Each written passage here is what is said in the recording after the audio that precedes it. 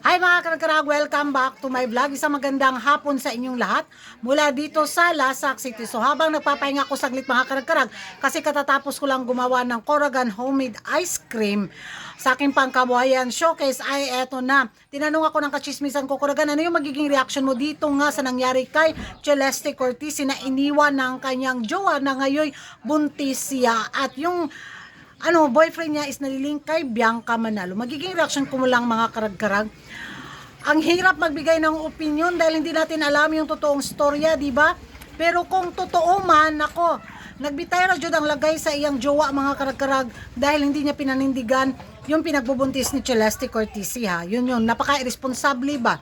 Di ba kasi buntis siya tapos ngayon nagbiga-biga nangitag laing tuhugon na po niya ubuntisan. Base sa mga kumakalat ngayon sa social media at magiging reaction ko lang din kay Celeste Cortese sa kagwapan ako, sa gandang ko yan, mapera na ako, di ba?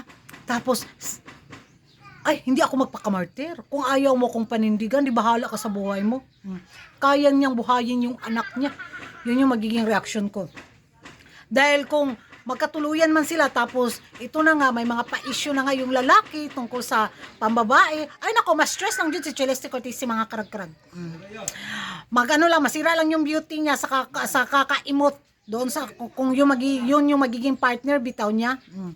Pero hindi nga natin alam yung storya, pero kung ako, ang importante anak. Yun na. Successful na si Celeste Cortese, maganda na yung daloy ng kanya business.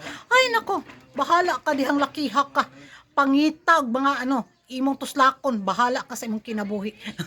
Kung totoo man ito ding si Bianca Manalo, bakit siya pumatol doon sa lalaking bitaw nakabuntis na ng babae? Ay nako, katol.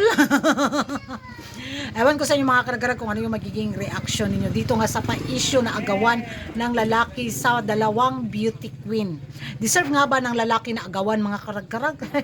Mag-ingay tayo sa comment section at kung hindi ka pa nakapag-subscribe sa YouTube channel ko, don't forget to like and subscribe Coragan Karag and hit the notification bell para updated kayo sa mga latest kaganapan at latest chugas sa mundo ng beauty pageant. And thank you for watching. See you in my next vlog. Kung si Ellen Adarna pabitaw, hindi nila deserve yung luha mo.